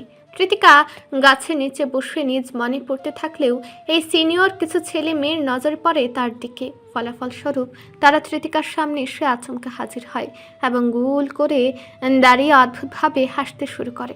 আচমকা এতগুলো মানুষকে তার সামনে দাঁড়িয়ে হাসতে দেখে কৃতিকা কিছুটা ঘাবড়ে যায়। সে বসা হতে উঠে দাঁড়াতেই প্রত্যেকের ভাবভঙ্গির খানিকটা পরিবর্তন আসে। কৃতিকা পারছেও না এখান থেকে সরাসরি চলে যেতে। এমনটা করলে না জানি এরা কখন কি করে বসে। এই ভাবনাতেই কৃতিকা চুপটি করে তাদের সামনেই দাঁড়িয়ে থাকে। আর এই মাঝে পাশ থেকে একজন স্টাইলিশ মেয়ে তার দিকে তাকিয়ে বলে, এই মেয়ে, তোমার সাহস তো দেখি কম না। তুমি কোন সাহসে আমাদের দেখো এখন অবধি চুপচাপ দাঁড়িয়ে আছে? এই আচমকা এহেন কথা শুনে কৃতিকা দ্বিধা দ্বন্দ্বে পড়ে যায়। তার কি আদৌ কিছু করার আছে? সে তো এদের ঠিক মতো চিনেও না। আর এই মাঝে আবার একটা ছেলে অনেক বিরক্তির সহিত বলে ওঠে, এই মেয়ে তো বাড়ি অসভ্য, সিনিয়রদের দেখলে যে সালাম দিতে হয়, এটা কি এখন তোমায় ধরে বেঁধে শিখাতে হবে? জি না, মানে আসসালামু আলাইকুম। আমার ঠিক মনে ছিল না, দুঃখিত, আমি বুঝতে পারিনি। ইতস্তত ভঙ্গিতে কথাগুলো বলতেই কৃতিকা খানিকটা ঘাবড়ে যায়। আগে থেকেই শুনেছে ভার্সিটির সিনিয়ররা জুনিয়রদের র্যাগিং করে, কিন্তু এখন পর্যন্ত এসবের সম্মুখীন হতে না হলেও কৃতিকার মনের প্রাণে এখন শুধু এটাই বলছে যে শেষমেশ সে এসবের পাল্লায় পড়ে গিয়েছে। না জানি আজ তার সাথে কি হতে চলেছে। এদিকে সিনিয়র ছেলে মেয়েগুলো তার সালামের উত্তরটা খানিকটা ভনিতার সহিত দিয়ে বিস্তৃত স্বরে হাসতে লাগলো। আচমকা সবার হাসি দেখে কৃতিকা আবারও ভরকে যায়। কৃতিকা বুঝতে পারছে না এই মুহূর্তে তার কি করা উচিত। বলছিলাম, আমি কি যেতে পারি? কৃতিকার এহেন কথায় পুনরায় তাদের ভাবগতির পরিবর্তন হয়। অনেকটা সন্দিহান ও রুক্ষ স্বরে তারা বলে, এ মেয়ে তো দেখছি কোনো আদব কায়দায় জানে না, মনে হচ্ছে স্পেশাল ট্রিটমেন্ট দিতে হবে। এরই মাঝে আবার পাশের আরেকজন কৃতিকার উদ্দেশ্যে বলে, মেয়ে, নাম কি তোমার? কৃতিকা কিছুটা ঘাবড়ে যাওয়ার স্বরে আওড়ায়, কৃতিকার তালুকদার। কি তৃপ্তিকে? এটা আবার কেমন নাম? কৃতিকা আবারও কিছুটা ইতস্তত স্বরে আওড়ায়, কৃতিকা মানে? তৃষ্ণার্ত কিংবা এইরূপ অর্থ বহনকারী শব্দ। কৃতিকার কথা শুনে আচমকা ছেলেগুলো হেসে ফেলল। এরই মাঝে একজন আবার বলে উঠল, বাহ, নামটা তো জোস। মেয়ের নামও যেমন হননি, দেখতেও তো পুরো। আকস্মাৎ এমন বিদ ঘুটে কথা শুনে কৃতিকা সম্পূর্ণ হতভম্ব। ওদিকে সে ছেলেটা তার কথা অসম্পূর্ণ রেখে কুরুচিপূর্ণ ভঙ্গিতে হাসতে লাগলো। একই সাথে তার পাশে থাকা বন্ধু বান্ধবী উচ্চস্বরে হেসে ওঠে। এদিকে এমন অস্বস্তিকর পরিস্থিতিতে যেন কৃতিকার দম বেরিয়ে আসার উপক্রম। আকস্মাতই তার হাত পা মৃদু কম্পনে কাঁপতে শুরু করেছে। রাগ, ক্ষোভ কিংবা অসহায় বোধ সবই হচ্ছে মিশ্রভাবে। তবু সে চাইছে নিজেকে যথাসাধ্য নিয়ন্ত্রণ করার। আর এর মধ্যে তাদের হাসাহাসি বন্ধ হলে আরও এক ছেলে বিস্তৃত বাঁকা হেসে বলে, তোমাকে আমাদের পছন্দ হয়েছে। আগা পাচা সব দিক থেকেই পারফেক্ট। তবে নিয়ম কানুনগুলো যত দ্রুত পারো শিখে নিও। এর পরের বার থেকে সিনিয়রদের দেখলে বড় করে সালাম দেবে। আর যতক্ষণ না সিনিয়র বড় ভাই বোন আসা যাওয়ার পারমিশন দিচ্ছি, ততক্ষণ পর্যন্ত এক পাও নড়বে না। ছেলেটির কথা শেষ হতেই আরও এক মেয়ে এসে তার উদ্দেশ্যে বলে, এবারের মতো ছেড়ে দিচ্ছি, এরপর ধরলে আর বাঁচতে পারবে না। মোটামুটি আরও কিছু টুকটাক অপ্রয়োজনীয় ও বিরক্তিকর কথাবার্তা শেষে তারা কৃতিকার কাছ থেকে সরে যায়। কিন্তু যাওয়ার আগে পানিশমেন্ট স্বরূপ কয়েকটা নোট খাতা ধরিয়ে দিয়ে যায় এবং কৃতিকাকে বলা হয় এই সবগুলো নোট তাদের ফাঁকা খাতায় তুলে লিখে দিতে হবে। আর এই জন্য সময় দেওয়া হয় মাত্র 2 দিন। এবং শেষবেলায় তাদের মধ্যে একজন হুমকি স্বরূপ কৃতিকার উদ্দেশ্যে বলে, এই 2 দিনের মধ্যে যদি কাজ না হয়, তবে তোমার জন্য অনেক খারাপ কিছু অপেক্ষা করছে। কথাটা মাথায় ভালো মতো ঢুকিয়ে নিও। দিনের সূচনাতে যে এমন কিছু দিয়ে হবে তা কৃতিকার জানা ছিল না। ভার্সিটির এসব ঘটনা ভাবতে ভাবতে সে নিষ্পৃহে অফিসে প্রবেশ করে। কৃতিকা গিয়ে নিজের ডেস্কে বসে। তার শিফটের মানুষজন কেবল আসতে শুরু করেছে। সে বাড়ি না গিয়ে সোজা এখানে আসে বিধায় সবার চেয়ে যেন সে এগিয়ে রয়েছে। অফিসের এখন লাঞ্চ টাইম চলছে। যারা ফুল টাইম জব করে তারা এখন নিজেদের মতো খাওয়া দাওয়া করছে। কৃতিকার আশেপাশে আপাতত তেমন কেউই আসেনি। দুপুরে বাড়িতে যেতে পারবে না বিধায় আগে বাড়ি হতে খাবার নিয়ে এসেছে। খানিকটা খিদে পেলেও কেমন যেন এক দ্বিধাবোধ কাজ করছে নিজের মাঝে। কৃতিকা নিজের হাত পরিষ্কার করে এসে নিজের লাঞ্চ বক্সটা খুলে ডেস্কের উপরে রেখে খেতে বসলো। দুপুরের খাবারে খানিকটা ভাত, ডিম সিদ্ধ আর ডাল নিয়ে এসেছে। তবে কেমন যেন অস্বস্তি বোধ হচ্ছে নিজের মাঝে। হয়তোবা এত বড় অফিসে আজকালকার যুগে এসে এমন লাঞ্চ নিয়ে আসা, লোকে কি বলবে বা ভাববে সে চিন্তায়, যার ফলে সে চাইলো সবার আসার আগেই দ্রুত খাবারটা শেষ করতে। এই ভাবনায় যে খানিকটা তাড়াহুড়ো করে নিজের খাবার খেতে লাগলো। কিন্তু খাবারের মাঝ পর্যায়ে এসে হঠাৎ যারা সহ আরও কিছু জন অফিসে প্রবেশ করে। যারার পাশাপাশি আরও একটা মেয়ে সে কৃতিকার দুপাশে নিজেদের ডেস্কে বসে পড়ে। আর এর মধ্যে যারার নজর কৃতিকার দিকে পড়তে সে অনেকটা বিস্ময়ের স্বরে বলে উঠে, সিরিয়াসলি তুমি এই অফিসের লাঞ্চে এইসব ডাল ভাত খাবার খাচ্ছ? নিমিষে কৃতিকার হাত থেমে যায় আর তার খাওয়া হয়ে ওঠে না। সে সংকোচে মাথা নিচু করে ঠোঁট চেপে বসে থাকে। ওদিকে যারার উচ্চস্বরে আশেপাশের কয়েকজন ইতিমধ্যে তার দিকে ঘুরে ফিরে তাকিয়ে রয়েছে। এতে কৃতিকার অস্বস্তি বোধ যেন আরও বেড়ে যায়। যারার পাশাপাশি আরও একটা মেয়ে কৃতিকার দিকে চেয়ে মিটমিট করে হাসছে। কৃতিকা কিছুই বলছে না, সে নিজেকে স্বাভাবিক রাখার প্রচেষ্টায়। ওদিকে যারা থামলো না, সে খানিকটা তাচ্ছিল্য ও রং তামাশার সহিতেই হেসে হেসে বলে, আমি গতকালই বুঝে গিয়েছিলাম তুমি হয়তো তেমন।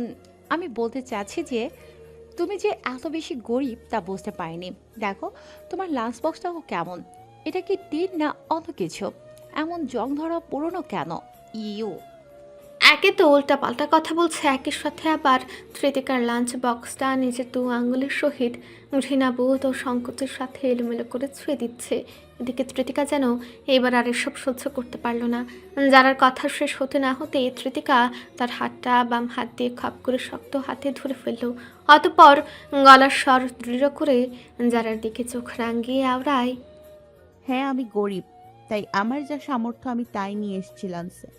আর আমার মতে কোনো বাহিরাগত ব্যক্তির এ নিয়ে কোনো সমস্যা হবার কথা নয়।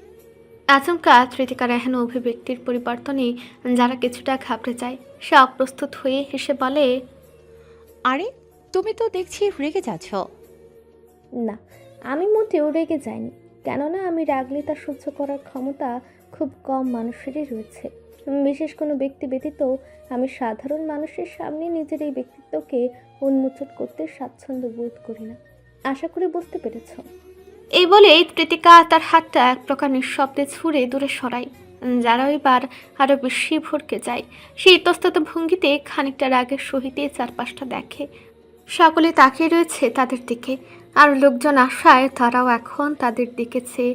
তৃতিকার নজর সেসব দিকে না রইলেও যারা দাঁড়িয়ে থাকায় অনেকেই তাকেই কৌতূহল বশত দেখছে। আর এর মধ্যে যারা রাগের বশে কিছু একটা করার জন্য উদ্বিগ্ন হয়, তবে তার পূর্বে তার নজর পড়ে খানিকটা দূরে। নিজের রুম থেকে বেরিয়ে কোনো এক গন্তব্যে হেঁটে চলেছে আধের রায়ন চৌধুরী। তার দেখানো নজর, গম্ভীর অভিব্যক্তি সবই তার সম্মুখের দিকে। আশেপাশে কী হচ্ছে তার কোনো কিছুই যেন তার দেখার বিষয় নয়, সবই যেন তার কাছে তুচ্ছ। এদিকে স্বয়ং অফিসের সিওকে দেখে যারা কিছুটা ঘাবড়ে যায়, একই সাথে তার মাথায় এক পরিকল্পনাও তৈরি হয়। এখন সবার সামনে ভালো সেজে তৃতিকাকে কিছু না বললেও তৃতিকাকে সহজে ছেড়ে দেওয়ার মতো ব্যক্তি সে নয়। অফিসের সিও আথির রায়ন চৌধুরী তৃতিকাকে ডেকেছে। অবশ্যই এটা অফিসের কোনো বিষয় সম্পর্কিত, যার ফলে তৃতিকাও আর দেরি না করে তার রুমে ছুটে গিয়েছে। আজকের মন মেজাজ কোনোটাই ভালো নেই তার। সকাল থেকে একের পর এক অপ্রত্যাশিত ঘটনাগুলো ঘটে যাচ্ছে। সব মিলিয়ে মন মেজাজ তার বিষে রয়েছে। May I come in sir? দরজা ঠেলে শুরুতে তৃতিকা ভেতরে আসার পারমিশন চেয়ে নেয়।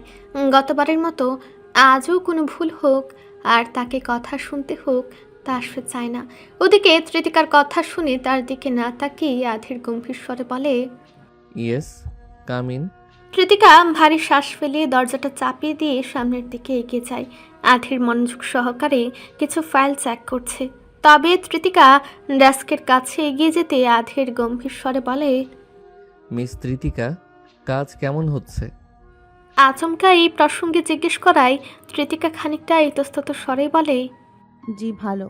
এবার আধের মাথা তুলে তার দিকে তীক্ষ্ণ দৃষ্টি নিক্ষেপ করে আওড়ায়, শুধুই ভালো? এটা শুনে তৃতিকা যেন কিছুটা ঘাবড়ে যায়।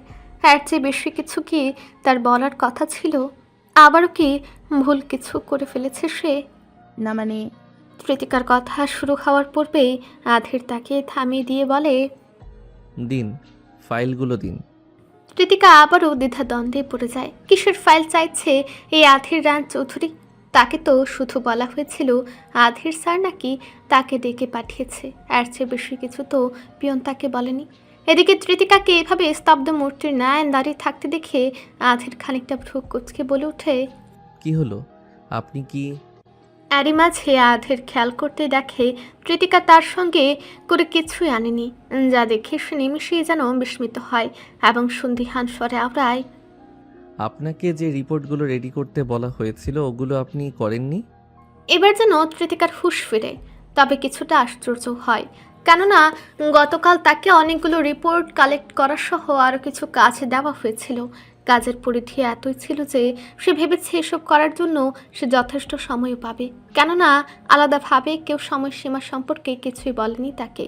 কিন্তু এখন আধেরের কথা শুনে মনে হচ্ছে সে তার কাছে ওই রিপোর্টগুলোরই ফাইল চাইছে, এবং তা এই মুহূর্তেই। কি আশ্চর্য! এই মুহূর্তে সে এতগুলো রিপোর্টের ফাইল কোথায় পাবে? সে তো এখন পর্যন্ত কিছুই করেনি সেভাবে। কি হলো, এভাবে স্ট্যাচুর মতো দাঁড়িয়ে আছেন কেন? তৃতিকা এবার সত্যি অনেক বেশি ঘাবড়ে গিয়ে আমতা আমতা করে বলে, স্যার আমি তো ভেবেছিলাম। এবারও তৃতিকার কথা শুরু হবার পূর্বেই আধের রায়ন গম্ভীর স্বরে বলে ওঠে, কি ভেবেছিলেন আপনি? মাত্র ওই কয়েকটা রিপোর্টের ফাইল তৈরি আমি আপনাকে সারা মাস ধরে করতে দিয়েছি। আর সবচেয়ে বড় কথা, আপনি খালি হাতে আমার কেবিনে এসেছেন কোন সেন্সে? নিশ্চয়ই আমি আপনাকে আমার সাথে গল্প করার জন্য ডাকিনি। সরি স্যার, আমার বুঝতে। What sorry? আমি একদিনেই বলে দিয়েছি আমার এখানে সরি বলতে কোনো শব্দ গ্রহণযোগ্য নয়। কাজ করতে হলে ঠিকমতো করবেন, নয়তো রিজাইন লেটারটা দিয়ে সুন্দর মতো চলে যাবেন। স্মৃতিকার যেন আর কিছুই বলার সুযোগ হলো না। সে চুপচাপ এক জায়গাতেই দাঁড়িয়ে রইল। এদিকে স্মৃতিকাকে কিছুটা সময় তীক্ষ্ণ গম্ভীর চাহনিতে পর্যবেক্ষণের পর আধের ভারী শ্বাস ফেলে বলল, ইট ওয়াজ দ্য লাস্ট টাইম। এরপর আমি একটা কথাও বলবো না। বিশেষ বিবেচনায় আপনাকে কাজের জন্য একটা সুযোগ দেওয়া হয়েছিল, তবে আপনি যদি তার যথার্থ ব্যবহার করতে না পারেন তবে আপনাকে এই অফিসের কোনো প্রয়োজন নেই, কেননা আপনার এত সব খামখেয়ালি কোনো মতেই মেনে নেওয়া সম্ভব নয় মিস তৃতিকা। জি স্যার। তৃতিকা বাধ্য হয়ে শেষমেশ এইটুকু আওড়ে নিজেকে শান্ত রাখে। একই সাথে নিজের খামখেয়ালিতে বিরক্ত হয়ে মুখ জল শক্ত করে নিজেকে নানান কথায় বকতে শুরু করে। সম্মুখে আধীর তার নিজের ল্যাপটপে গাম্ভীর্যের সহিত কাজ করে চলেছে, আর তৃতিকা ঠিক একই ডেস্কে ভিজিটর চেয়ারে বসে নিজের কাজ করছে। মুহূর্তটা বেশ অপ্রস্তুতকর। বদ্ধ রুমে দুই মানব নিজের কাজে ব্যস্ত, কেউ কারো দিকে তাকাচ্ছে না। মূলত তৃতিকার আর সুযোগ হয়নি এই আধীর রায়ন চৌধুরী উরফে তার বিশেষ নামপ্রাপ্ত মিস্টার খারুশ হতে মুক্তি পাওয়া। ফাইল তৈরি হয়নি বিধায় আধীরের করা নির্দেশ মোতাবেক এখন তৃতিকাকে তার কেবিনে, তার ডেস্কে, এমনকি স্বয়ং আধীর রায়ন চৌধুরীর সামনে বসেই কাজ করতে হচ্ছে, কেননা সম্পূর্ণ কাজ শেষ না হওয়া অবধি এখান থেকে বের না হওয়ার করার নির্দেশ দিয়েছে আধীর। সব মিলিয়ে তৃতিকা তার রাগ, ক্ষোভ কিংবা বিরক্তির পর্যায়ের সীমাকেই অতিক্রম করে ফেলেছে। এই কড়া বদমেজাজি গম্ভীর স্বভাবের আধীর রায়নকে তার দু চোখে সহ্য হচ্ছে না। মানলাম সে তার বস, কিন্তু এ কেমন ব্যবহার তার? পাওয়ার থাকলেও কেন কাউকে এতটা রুক্ষ হতে হবে? এসব ভাবতে ভাবতে তৃতিকা বিরক্তির চাহনিতে দাঁত চেপে আর চোখে আধীরকে দেখছিল। একই সাথে মনে মনে বিড়বিড় করে আওড়ায়, খারুস একটা। আর ঠিক তৎক্ষণাৎ আধীর তার ল্যাপটপ হতে মাথা তুলে তৃতিকার দিকে তাকায়। নিমেষে দুজনের চোখে চোখ পড়ে যায়। আকস্মাৎ এই ঘটনায় তৃতিকা ভরকে গিয়ে কেঁদে ফেলবে এমন দশা, কিন্তু আধীর এমন শান্ত তীক্ষ্ণ দৃষ্টি হতে পালানোটা তার সম্ভব হচ্ছে না। যেন চাহনিতে সে তাকে কাঁচা গিলে খাবে। তৃতিকা কিঞ্চিত ঢুক গিলে চোখে নামিয়ে নিতে নিতেই আধীর কিঞ্চিত বাঁকা হেসে বলে, I know I am looking to good. আজ পর্যন্ত যত মেয়েরই সুযোগ হয়েছে আমাকে সামনাসামনি হতে দেখার, তারা ঠিক এভাবেই হ্যাবলার মতো ফ্যালফ্যাল করে তাকিয়ে দেখেছে আমায়, যা নিতান্তই বিরক্তিকর। কিন্তু আমি কখনো প্রত্যাশা করি না আপনার মতো ব্যক্তিত্বরে কোনো মানুষ আমাকে ঠিক একই নজরে দেখুক।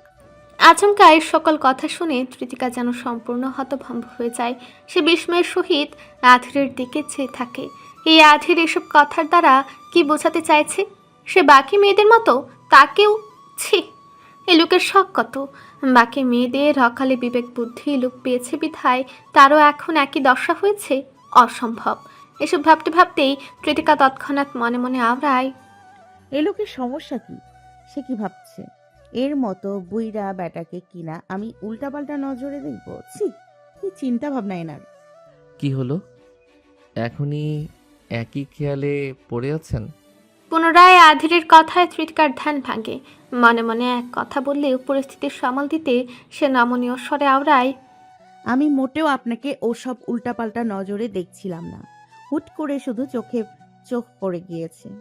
আধীর তীক্ষ্ণ নজরে তার দিকে কিছুক্ষণ তাকিয়ে থাকার পর মুচকি হাসে এবং পরক্ষণেই বলতে শুরু করে, ইটস ওকে, আই নো। এখন যান গিয়ে আমার জন্য কফি বানিয়ে আনুন। আচমকা হেন কথা শুনে তৃতিকা বিষম খায়। কপাল কুঁচকে বলে, কি? আধীর খানিকটা বিরক্তি গম্ভীর স্বরে আওড়ায়, আপনাকে কফি বানিয়ে আনতে বলেছি, ওখানে সব কিছু রাখা হয়েছে।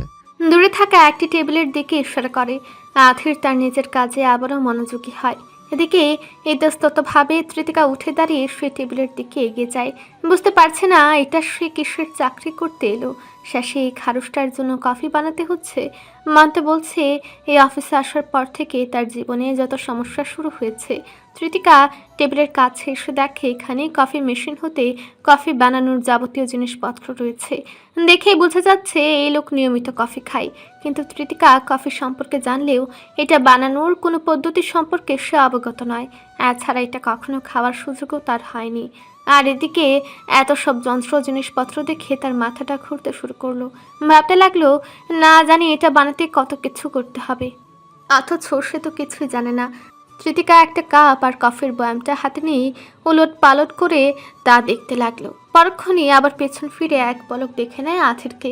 সে তো তার কাজে ব্যস্ত, কিন্তু কৃতিকা কি করবে তাই বুঝতে পারছে না। এবার কৃতিকা বাধ্য হয়ে পেছন ফিরে আথিরের উদ্দেশ্যে বলে ওঠে, শুনছেন? এইটুকু বলতে না বলতে কৃতিকা থমকে যায়। এটা সে কিভাবে কথা বলছে? হ্যাঁ, সে আধীর রায়নকে পছন্দ করে না, কিন্তু অফিসে এভাবে এক অর্ধ পরিচিত লোককে কিভাবে সে এমন সম্বোধনে ডাকে? কৃতিকা নিজের উপর বিরক্ত হয়, তবে সে নিজেকে সামনে নিয়ে কিছু বলে ওঠার পূর্বে আধীর ভ্রু কুঁচকে কৃতিকার দিকে তাকায়। মুহূর্তে কৃতিকা ঘাবড়ে যায়। প্রতিবার এ কেমন পরিস্থিতির সম্মুখীন হচ্ছে। আধীরের চাহনি হতে পালানোর মতো সুযোগ কৃতিকার নেই। সে কোনো মতে ইতস্তত ভঙ্গিতে আওড়ায়। স্যার, বলছিলাম এটা কিভাবে বানায়? কৃতিকার কথা শুনে আধীর কিছুটা অবাক হয় এবং সে গম্ভীর স্বরে বলে ওঠে, আপনি কফি বানাতে পারেন না? কৃতিকা নিষ্পৃহে জবাব দেয়। না, এত সব জিনিস দেখে কিছু বুঝতে পারছি না। আধীর রায়ান কিছু একটা ভেবে নিয়ে বলে, ওখানে দেখুন গরম পানি রয়েছে, আপনি জাস্ট পানির সাথে কফি মিক্স করে নিয়ে আসুন। আপাতত আর কিছুই করতে হবে না। এই বলে সে আবারও তার কাজে মনোযোগী হয়। এদিকে কৃতিকাও তার কথা মতো গরম পানিতে বেশ খানিকটা কফি পাউডার মিশিয়ে নেয়। তবে এই মুহূর্তেই তার কিছু একটা মনে পড়তে সে বলে, আপনার এখানে তো চিনি নেই, চিনি ছাড়া কিভাবে খাবেন এটা? নিমেষে আধীর মুখ তুলে তার দিকে তাকিয়ে গম্ভীর স্বরে বলল, আপনাকে চিনি দিতে কে বলেছে? চিনি ছাড়া খাবেন নাকি আপনি? জি, আপনি ওভাবেই নিয়ে আসুন। কৃতিকার এখনো কথাবার্তায় আধীর ভারী শ্বাস ফেলে। সে কিছুটা অবাক খাওয়ার পাশাপাশি বিরক্ত হয় বটে। এদিকে কৃতিকা মনে মনে বিরক্তির স্বরে আওড়ায়, বেটা, চিনি ছাড়া চা কফি খাওয়া লোক, এজন্যই তো মুখ দিয়ে মধু ঝরে না। মধু ঝরবে কি করে? এই খচ্চর খারুসটার মুখে তো শুধু বিষ আর বিষ। কৃতিকা আর একটু দেরি না করে সরাসরি কফির কাপটা নিয়ে আধীরের কাছে আসে। তার ডেস্কের উপর কাপটা রেখে তার দিকে খানিকটা এগিয়ে দেয়। অতঃপর সে নিজের সিটে বসে আবারও কাজ শুরু করে। এদিকে আধীর কৃতিকার বানানো কফির দিকে তীক্ষ্ণ দৃষ্টিতে তাকিয়ে সে কিছুক্ষণ কুচকুচে কালো কফির মিশ্রণের দিকে তাকিয়ে থাকার পর দীর্ঘ ভারী শ্বাস ফেলে। কফির মিশ্রণ দেখেই বোঝা যাচ্ছে এতে কফির পরিমাণ অনেক বেশি। এটা কৃতিকা ইচ্ছে করে করেছে নাকি অবুঝ মনেই তা আধীরের বোধগম্য নয়। সে ভারী শ্বাস ফেলে কৃতিকার উদ্দেশ্যে বলে, মিস তৃতিকা।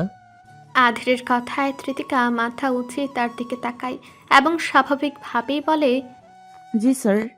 আধীর কফির মিশ্রণের দিকে তাকিয়ে থাকতে থাকতেই বলে, আপনি কফি খান না? কৃতিকা কিছুটা ইতস্ততভাবে বলে, না স্যার, আমি কখনো কফি খাইনি। কৃতিকার এহেন কথায় আধীর খানিকটা অবাক স্বরে বলল, কখনো খাননি? কৃতিকা নিস্পৃহে মাথা নেড়ে বোঝায়, না, সে কখনো কফি খায়নি। এদিকে আধীর কি যেন ভেবে নিয়ে কফির কাপটা কৃতিকার দিকে আলতু হাতে ঠেলে এগিয়ে দেয় এবং গম্ভীর স্বরে বলে, নিন, এবার খান। আকস্মাৎ আধীরের এহেন পদক্ষেপে কৃতিকা চমকায়। সে ইতস্তত ভঙ্গিতে আধীরের দিকে তাকাতেই আধীর স্বাভাবিক স্বরে আবার বলে, নিন, খেয়ে দেখুন কেমন বানিয়েছেন নিজের কফি। কৃতিকা বুঝে উঠতে পারছে না এখন তার কি করা উচিত। এদিকে আধীর নিজের মতো বলে নিয়ে আবারও তার কাছে মনোযোগী হয়েছে। কৃতিকা খানিকটা সময় ভাবনা চিন্তার পর কফির কাপটা আলতোভাবে নিজের কাছে টেনে নেয়। কিছুটা সংকোচ বোধ হতে কফির কাপটা ঠোঁট অব্দি ছোঁয়ায়, কিন্তু এক ঢুক গিলতেই যেন তার সমস্ত দেহ রুহু অব্দি কফির তেতু স্বাদে মিশে ওঠে। কৃতিকা চোখমুখ কুচকে বেখালিতেই ঠাস করে কফির কাপটা ডেস্কে রাখে। অল্পের জন্য কফি ডেস্কের উপরে থাকা কাগজের উপর না পড়লেও কৃতিকার চোখমুখ কুচকানো অভিব্যক্তিতে আধের গম্ভীর দৃষ্টিতে তার দিকে তাকিয়ে থাকতে থাকতেই ঠোঁট চেপে কিঞ্চিৎ হেসে ফেলে। এদিকে চোখমুখ কুচকানো অবস্থাতেই কৃতিকা প্রচণ্ড বিরক্তির সাথে বলে ওঠে, ছি, জঘন্য! এটা কি জিনিস? এত বিদঘুটে কেন এর স্বাদ? ওয়াথু! কৃতিকার এহেন অভিব্যক্তিতে গম্ভীর আধীর রায়ান আকস্মিক শব্দ করে হেসে ফেলে। অন্যদিকে কৃতিকা চোখমুখ স্বাভাবিক করে আধীরকে এইভাবে হাসতে দেখে রেগেমেগে সোজা বুম হয়ে যায়। মুখে কিছু না বললেও মনে মনে প্রচণ্ড রাগ বিরক্তির সাথে আওড়ায়, অসভ্য বচ্চাত বেটা, শালা খারুস, এটা ইচ্ছে করে করেছে। কেমন অসভ্যের মতো করে হাসছে। খোদা, তুমি আমাকে কোথায় ফাঁসিয়ে দিলে? এই বুড়ো বজ্জাত খারস তো আমার জীবনটাই শেষ করে দেবে। কৃতিকার অফিস টাইমের সমাপ্তি ঘটেছে। এবার সোজা টিউশনের উদ্দেশ্যে বেরোতে হবে। হাতে সময় খুবই কম। এই আধির রায়নের চক্করে পড়ে প্রয়োজনের চেয়ে আজ বেশি সময় খাটতে হয়েছে। আধির তাকে একে একে সবগুলো ফাইল রেডি করে অতপর যাওয়ার অনুমতি দিয়েছে। কৃতিকা দেরি না করে দ্রুত নিচে নেমে এলো, কিন্তু আর তলা হয়ে অফিসের নিচে নামটি দেখে এখানে বড়সড় এক বিপত্তি বেঁধে রয়েছে। এই অবেলায় জোরে সুরে বৃষ্টি নেমেছে, যা দেখা মাত্রই কৃতিকা সম্পূর্ণ হতভম্ব হয়ে যায়। এটা কি কোনো বৃষ্টি আসার সময় হলো? আর সবচেয়ে বড় কথা, তার কাছে তো কোনো ছাতা নেই। আগে জানলে নিজের সাথে করে অন্তত ছাতাটা নিয়ে আসতো। কৃতিকা বিরক্তি ও অসহায় বোধ নিয়ে অফিসের গেটের দিকে এগিয়ে যায়। একটা পিলারের নিচে দাঁড়িয়ে চুপচাপ ভাবতে থাকে এখন তার কি করা উচিত। রাস্তার পাশ দিয়ে সব বড় বড় 4 চাকার গাড়িগুলো ছুটে চলেছে। এই বড় রাস্তা পেরোলে সামনে একটা মোড় রয়েছে, আর সেখান থেকেই শুধু রিক্সা পাওয়া সম্ভব। কিন্তু এত বৃষ্টির মাঝে এই বড় রাস্তাটা সে কীভাবে পেরোবে? একে তো এসব বড় বড় রাস্তায় বড় বড় গাড়িগুলোকে তুমুল গতিতে ছুটতে দেখলে তার ভিতরে ভয় জমে। অন্যদিকে রাস্তা পারাপারেও সে খুব বেশি দক্ষ নয়। যদি সে দৌড় দিয়ে রাস্তা পার হতে চায়, নিশ্চিত আজ একটা অঘটন ঘটে যাবে। কৃতিকা শেষমেশ উপায় না পেয়ে বৃষ্টি না কমে যাওয়া অবধি নিচে অপেক্ষা করার সিদ্ধান্ত নেয়। একই সাথে চারপাশে একবার চোখ বুলিয়ে দেখে নেয়। এই সময় হাতে গোনা কয়েকজনই অফিস শেষে বের হচ্ছে, এছাড়া বেশিরভাগই আগে চলে গিয়েছে। কৃতিকা হতাশায় নিমজ্জিত হয়ে দীর্ঘশ্বাস ফেলল। অপেক্ষা করতে লাগলো বৃষ্টি কমে আসার। অথচ মিনিট 10-15 পেরিয়ে গেলেও বৃষ্টি কমার আর নাম নেই। কৃতিকা এই পর্যায়ে এসে একই সাথে প্রচণ্ড বিরক্ত হলো। শেষে উপায় না পেয়ে তীব্র বৃষ্টির মাঝেই সে পা বাড়ায়। তবে এক পা যেতে না যেতেই প্রচণ্ড বৃষ্টির ছিটে ফুটায় সে চোখ বুজে ফেলে। এমন বৃষ্টিতে এক পা এগোনো যেন অসম্ভব ব্যাপার হয়ে দাঁড়িয়েছে। তবে অদ্ভুত ব্যাপার হলো, কৃতিকা পিলার হতে খানিকটা সামনে এগোনোর পরও তার শরীরের কোনো অংশই যেন ভিজছে না। কৃতিকা বিস্ময়ে চোখ মেলে তাকায়। সম্মুখে তীব্র বৃষ্টি ঝরলেও সে মুটেও ভিজছে না। কৃতিকা মাথা উঁচিয়ে আকাশ দেখতে নিলে এক নীল রঙের ছাউনির আবরণ তার আর আকাশের মাঝে বাধা হয়ে দাঁড়ায়। কৃতিকা শুরুতে বুঝতেই পারল না মূল ব্যাপারটা আসলে কি। সে চোখ পিটপিট করে পুনরায় তার মাথার উপরটা দেখতেই বুঝতে পারল এটা একটা ছাতা। কিন্তু আচমকা তার মাথার উপরে ছাতা এলো কোথা থেকে? সে অজান্তেই খানিকটা ঘাবড়ে দুপা পেছনে সরে আসে। কিন্তু এ দফায় সে আবারও চমকায়। তার পিঠ কারো শক্তপুক্ত বুকের সাথে আটকে গিয়েছে। কৃতিকার গলা শুকিয়ে কাঠ হয় নিমিষেই। সে দ্রুত উল্টো ঘুরে পেছনে ফিরতে দেখে গম্ভীর মানব আধির রায়ন চৌধুরী স্বয়ং তার সামনে নীল রঙা ছাতা হাতে দাঁড়িয়ে আছেন। আচমকা আধিরকে এবং তার গম্ভীর মুখশ্রী দেখে কৃতিকা পুনরায় ঘাবড়ে যায়। তার ইতস্তত ও ব্যাখ্যালির মাঝেই সে ভেজা ফ্লোরে আচমকা পা পিছলে উল্টো দিকে পড়ে যেতে ধরে। আর ঠিক তৎক্ষণাৎ আধির তার বলিষ্ঠ হাতের দরুন কৃতিকার ডান হাতটা শক্ত করে ধরে তাকে পড়ে যাওয়া হতে আটকায়। এইবার কৃতিকার পাশাপাশি আধিরও যেন কিছুটা অবাক। তার অবাক হওয়ার মূল কারণ কৃতিকার হাবভাব কিংবা চালচলন। সে কিছুটা বিরক্তি ও গম্ভীর স্বরে কৃতিকার উদ্দেশ্যে বলে, মিস কৃতিকা, আপনি কি এমনই? এই বলে আধির তার হাতটা হ্যাচকা টানে তাকে নিজের কাছে নিয়ে আসে। মূলত কৃতিকাকে সোজা করে দাঁড় করাতে গিয়ে তার এই পদক্ষেপ, নয়তো কৃতিকার প্রতি তার স্পষ্ট বিরক্তিবোধ এখনও তার কপালের ভাঁজগুলোতে দৃশ্যমান। এদিকে কৃতিকা সম্পূর্ণ বোকা বনে গিয়েছে, যেন বুঝতে পারল না এটা কি হতে কি হলো। শুধু অতি দ্রুত আধিরের সংস্পর্শ হতে সরে সে নিজেকে স্বাভাবিক রেখে দাঁড়ালো। এদিকে আধির আর এক মুহূর্ত দেরি না করে কৃতিকার হাতে ছাতাটা ধরিয়ে দিয়ে বলল, নিন। আচমকা আধিরের রেহানো কাজে কৃতিকা বিস্মিত নয়নে তার দিকে তাকায়। তার মুখশ্রীর এমন অবিস্মরণীয় পরিবর্তনে আধির ভারী শ্বাস ফেলে তাকে এক নজর দেখে নেয় এবং পরক্ষণেই গম্ভীর স্বরে বলতে লাগলো, বর্তমানে আবহাওয়ার গতিবিধি তেমন ভালো না, কখন ঝড় বৃষ্টি এসে যায় তা বলা মুশকিল। সবসময় ছাতা নিয়ে গাড়ি হতে বের হবেন, আর পারলে সাদা ড্রেস অ্যাভয়েড করুন, নয়তো অনাকাঙ্ক্ষিত যে কোনো পরিস্থিতিতে পড়ার সম্ভাবনা খুব বেশি। কৃতিকা যেন আরেক দফায় বিস্মিত হলো। আধির আদতে কি বোঝাতে চাইল? নিজের দিকে মাথা নিয়ে এক পলক দেখার পর সে কিঞ্চিত ঢুক গেল, অথচ আধের তার হাতে ছাতা ধরিয়ে দিয়ে নির্বিকারে তার গাড়ির দিকে হেঁটে চলেছে। তৎক্ষণাৎ আবার পেছন হতে তৃতিকা বিস্মিত স্বরে বলে, কিন্তু তার কথা শুরু হবার পূর্বেই আধের পেছন ফিরে না তাকেই বলে, মনে করে পরের বার ছাতাটা দিয়ে যাবেন। এবার যেন তৃতিকার আর কিছুই বলার রইল না। সে ফ্যালফ্যাল করে আধিরের যাওয়ার পানে চেয়ে রইল। আধির চলে যেতেই তৃতিকা দীর্ঘশ্বাস ফেলে সামনে এগোতে নিলে আচমকা সে টের পায় তার জুতোর দশা ঠিকঠাক নেই। তৃতিকা পা উলট পালট করে চেয়ে দেখে তার আধা ছেঁড়া জুতোর এক পাশ একেবারেই খুলে গিয়েছে। তখন পা পিছলে পড়াতেই এই দশা হয়েছে।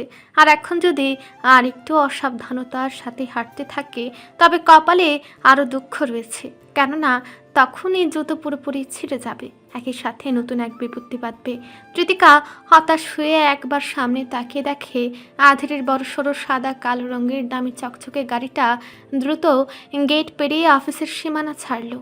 এদিকে তৃতিকা খানিকটা বিরক্ত, রাগ ও হতাশা নিয়ে নিজের জুতোটার দিকে চেয়ে নিষ্পৃহে আওড়ায়, নিয়মিত ভালোবাসার গল্প শুনতে এবং পড়তে আমাদের অন্ধবিশ্বাস চ্যানেলটি সাবস্ক্রাইব করে পাশে থাকা বেল আইকনটি ক্লিক করুন। ধন্যবাদ সবাইকে।